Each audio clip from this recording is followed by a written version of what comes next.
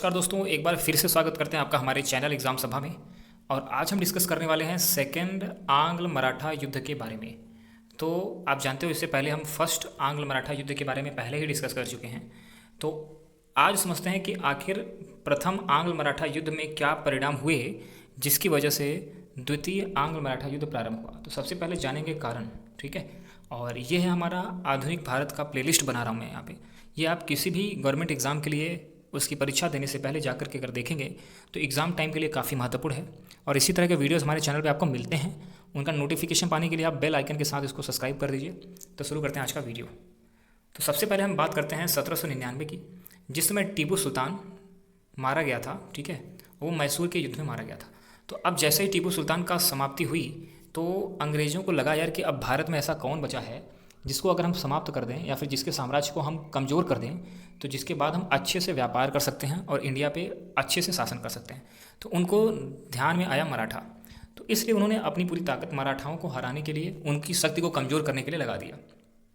अब समझते हैं कि आखिर सिचुएशन क्या थी, दूसरे आंग्ल मराठा युद्ध के पहले क्या सिचुएशन थी जिसकी वजह से ये युद्ध हुआ। तो समझने वाली बात है कि मराठा साम्राज्य 5 अलग अलग महत्वपूर्ण लोगों के हाथ में चला गया था। मतलब जैसे आज के डेट में चीफ मिनिस्टर होते हैं तो यूपी का कोई है, एमपी का कोई है, ठीक है, तमिलनाडु का कोई है, केरला का कोई है, मणिपुर का कोई है। मतलब अलग अलग प्रदेश के अलग अलग मुख्यमंत्री होते हैं। ठीक उसी तरीके से अलग अलग क्षेत्रों के अलग अलग मराठा प्रमुख भी हुआ करते थे। लेकिन इसका जो सर्वोच्च संस्था होती थी, सर्वोच्च आदमी होता था, वो पेशवा होता था, ठीक है। और पुणे का पेशवा होता था, यही प्रमुख होता था। बाकी इसके अलावा भी 4 लोग थे जो अलग अलग जगह पे मराठा साम्राज्य के नाम पर शासन करते थे। जैसे ग्वालियर में सिंधी थे, वो आपका शासन किया करते थे। बड़ौदा के क्षेत्र में गायकवाड़ थे। नागपुर के क्षेत्र में भोसले लोग थे। इंदौर के क्षेत्र में होलकर्स थे। अब ये पांचों जो थे, ठीक है, अलग अलग रीजन में शासन करते थे, लेकिन सभी सर्वोच्च संस्था किसको मानते थे? पुणे को मानते थे। ऑर्डर वगैरह सब यहीं से आते थे। आखिर ऐसा क्या हुआ, जैसे कि इनके बीच में आप जानते हो कि अंग्रेजों की एक नीति रही है, फूट डालो और शासन करो। अब ये पांचों अगर एकत्रित रहते तो कभी द्वितीय आंग्ल मराठा युद्ध होता ही ना, और मराठाओं का साम्राज्य पहले ही जैसा ही रहता। लेकिन यहीं पर चूक हो गई मराठाओं से। उनमें आपसी तनाव चल रहा था। क्या चला था? आपसी तनाव, ठीक है। एक्चुअली क्या हुआ कि माधवराव द्वितीय जब मरा तो उनके मरने के बाद, माधवराव द्वितीय के मरने के बाद आप रघुनाथ राव को भी जानते होंगे, जो जिसने कि अंग्रेजों से सहायता मांगी थी, और उसी की वजह से प्रथम युद्ध हुआ था मराठा युद्ध, प्रथम आंग्ल मराठा युद्ध हुआ था। तो अब रघुनाथ का जो पुत्र था, उसको पुत्र जिसका नाम था बाजीराव सेकंड, उसको पेशवा बना दिया गया। मैंने क्या कहा कि 5 अलग अलग क्षेत्र, लेकिन सब लोग एक ही ऑर्डर को मानते थे, पेशवा के ऑर्डर को, ठीक है। लेकिन अब जब बाजीराव द्वितीय को पेशवा बना दिया गया तो ये बात जो थी, ना ग्वालियर वाले सिंधियों को जचती थी, ना पुणे वाले पेशवा को जचती थी। मतलब पुणे वाला पेशवा तो खुद बना हुआ है, ना ही बड़ौदा के गायकवाड़ को, ना ही इंदौर के होलकर्स को। ये बात उन लोगों को जमी नहीं। एक्चुअली में ऐसा था कि वो बहुत ज़्यादा अच्छा शासक नहीं था, या फिर उतना उसकी प्रसिद्धि नहीं थी, उसका उतना ज़्यादा इम्पोर्टेंस नहीं था, जिसकी वजह से वो लोग इसको नहीं मानते थे, ठीक है। एक शक्तिशाली शासक के न होने की वजह से उन लोगों ने कहा कि देखो ऐसा है कि हम इस पेशवा को नहीं मानेंगे। अब होता क्या समझिएगा, छोटे छोटे पॉइंट्स को समझिएगा। कारण 1802 में क्या हुआ कि पूना के युद्ध में यशवंत होलकर ने, अब यहाँ पे युद्ध शुरुआत हो चुकी है, तो यशवंत होलकर अब कहाँ का था? अब यहाँ पे ध्यान समझिएगा कि मराठाओं के बीच आपस में ही संघर्ष शुरू हो गया। यशवंत होलकर ने क्या किया? होलकर साम्राज्य कहाँ का था? यहाँ पे ध्यान से दिखाता हूँ। आप देखो, इंदौर के होलकर थे। होलकर कहाँ के थे? इंदौर के थे। इन्होंने क्या किया? आक्रमण कर दिया पेशवा पे और सिंधियों को। तो पेशवा को भी हरा दिया, सिंधियों को भी हरा दिया, ठीक है। जब पूना का युद्ध हुआ तो होलकर ने पेशवा सिंधी को जब हरा दिया तो अब पेशवा जो था वो घबरा गया। पेशवा कौन था उसमें? बाजीराव सेकंड। अब वो घबरा गया, उसको लगा कि मेरी गद्दी चली जाएगी। तो अब उसने अंग्रेजों से सहायता मांगी और उसने कहा कि भैया देखो, सहायता कर दो, जो हिसाब किताब होगा हम देख लेंगे, लेकिन सबसे पहले क्या करो, यशवंत होलकर के खिलाफ एक मोर्चा तैयार करो। अब इसे ही जब बाजीराव सेकंड ने अंग्रेजों के साथ सहायता मांगी तो उन दोनों के बीच एक संधि हुई, जिसको कहते हैं बेसल की संधि, ठीक है। अब इस बेसल की संधि के अनुसार कुछ बातें थी, उसको समझिएगा। जैसे कि बाजीराव सेकंड जो था, कुछ जमीन अंग्रेजों को देने के लिए राजी हो गया।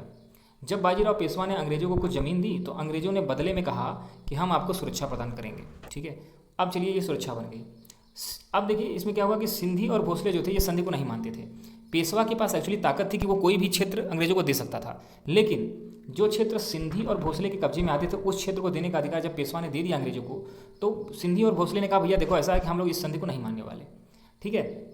अब बाद में 1803 में होलकर भी शामिल हो गया, कहा कि देखो हम तीनों लोग इस संधि को नहीं मानेंगे। अब आप समझ गए होंगे कि युद्ध की पटकथा तैयार हो चुकी है, युद्ध की पृष्ठभूमि तैयार हो चुकी है। होलकर भोसले और सिंधी, ये तीनों के तीनों एक पक्ष में आ चुके हैं। अंग्रेजों का साथ किसको मिल रहा है? पेशवा को मिल रहा है। तो दो धड़ में अलग हो गया। अब इन्हीं दोनों के बीच में आंग्ल मराठा का द्वितीय युद्ध लड़ा जाता है। अब सीधे सीधे परिणाम पे आ जाते हैं। आखिर इस युद्ध का परिणाम क्या हुआ? ये तीनों मराठा जो मिले थे सभी मराठा हार गए। किससे हार गए? अंग्रेजों और पेशवा की संयुक्त सेना से, जिसकी वजह से उन लोगों ने अलग अलग समय पे अलग अलग संधियाँ की।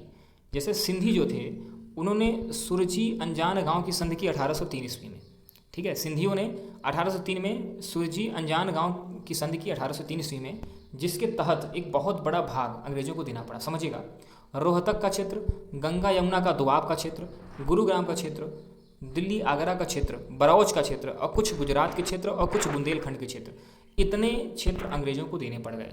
एक बहुत भारी जमीनी क्षति हुई थी। इतना तो केवल सिंधियों के साथ है। अब दूसरा समझिएगा, भोसले जो थे उनको देवगांव की संधि करनी पड़ी 1803 में ही, और इसके अनुसार उनको भी कुछ ज़मीनें देनी पड़ी थी। जैसे कटक का क्षेत्र, बालासोर का क्षेत्र, बंधी नदी के वेस्ट में जो रीजन आता है वो सारी की सारी अंग्रेजों को देनी पड़ गई। ठीक है, ये उड़ीसा वाला क्षेत्र आता है, कटक उड़ीसा। तो अब होलकर्स ने क्या दिया? क्योंकि देखो मराठा को संधि करने पे मजबूर कर दिया था अंग्रेजों ने, इसलिए जो अंग्रेज बोलेंगे उनको करना पड़ेगा संधि के लिए। अब होलकर्स ने राजघाट की संधि की 1805 में।